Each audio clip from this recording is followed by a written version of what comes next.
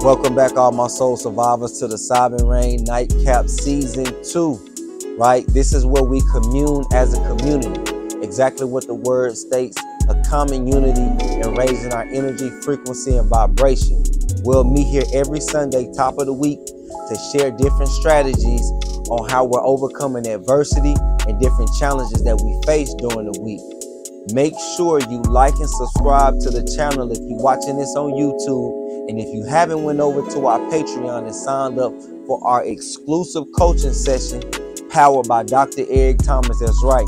You heard me. You want to go to Sovereign Rain University on Patreon and sign up for the exclusive coaching session powered by Dr. Eric Thomas. So now that you know, let's go and let's grow, family.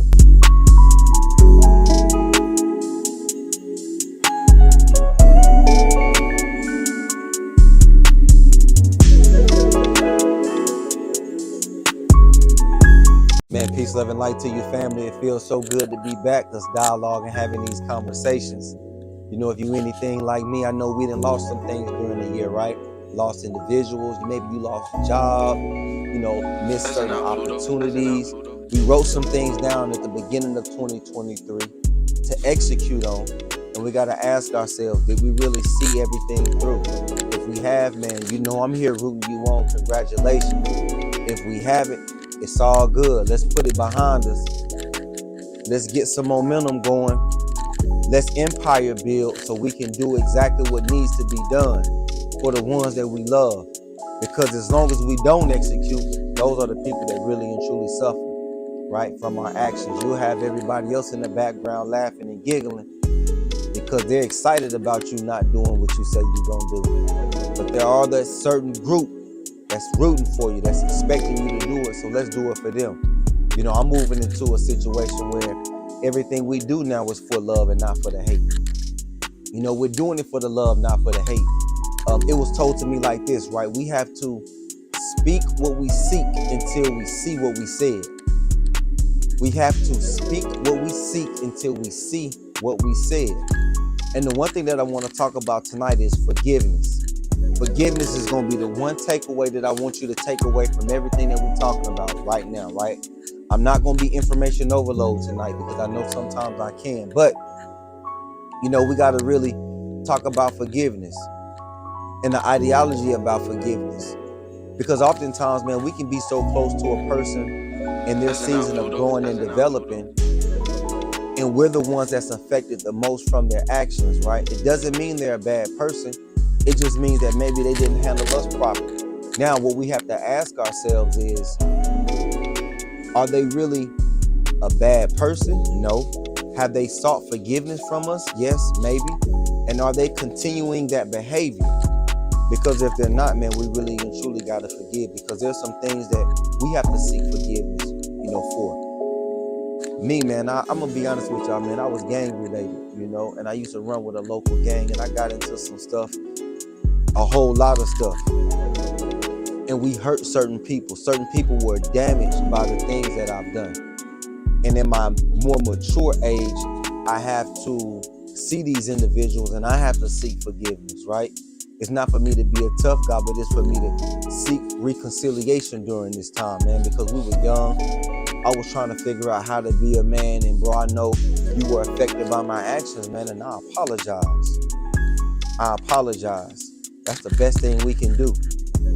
And know that our past situations doesn't determine or define who we are as a person. Every new day is a new day. Every new age is a new age. So right, I can't be 35 years old. I'm 35 years new because this is a new age and a new year for me. I've never been 35. And I don't have to continue in that old behavior that I had. I'm going to give you an ideology, right? So if I go and buy some milk and I put it in the refrigerator, I go on vacation for 2 months, I come back, even though I spent money on that milk, I may want to drink that milk. I can't drink that milk because it's old and it's spoiled now. So if I go to the store and I get some new milk, I can't think that I'm about to stretch this milk and pour them together and thinking that I can drink it or it's still going to be edible. No, what I have to do is I have to be out with the old and just stay and drink the new. I don't care how much money I spent over or if I have an emotional tie to it, I gotta be able to release when something is not right for me. Right? There were certain things that I had to release in order to move up. There's certain things that we have to give up. And that's about a mindset as well too. Be ye transformed by the renewing of your mind. Be ye transformed by the renewing of our mind. And a generational curse is just one mindset passed down to the next generation, that was passed down to that next generation, that was passed down to that next generation. And somebody has to investigate the information and be able to break that generational curse. Understand that I'm not gonna move like that. Just because my mama or my daddy did it, that don't mean that that's what I have to do. And just because I was a certain type of person 15 and 10 years ago is not the person that you see standing in front of you today. I don't have to be that same person, right? I've evolved, I've matured, I've learned some things, and I've applied that things in my life. I've made certain decisions on being a better person, and that's the person that I choose to live in. So you may know that old version of me, and that might be the person that you love and respect. And if you can't love and respect this new person, then maybe we were only supposed to be friends for that moment, and we only bonded during my trauma, during my unhealthy self. You love that unhealthy version of me. I don't like that unhealthy version of myself. And we have to be strong enough to break those strongholds, man. Break those things that keep us tied to who we used to be.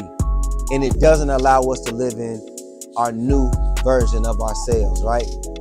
These new beautiful relationships that we making right now.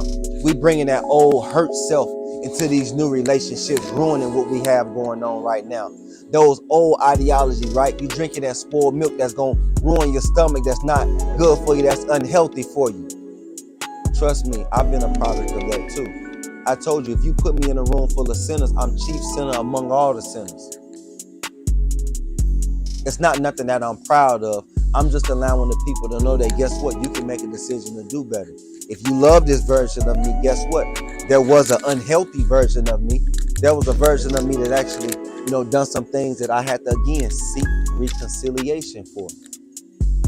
And so I leave you here with this, right? I leave you here with this.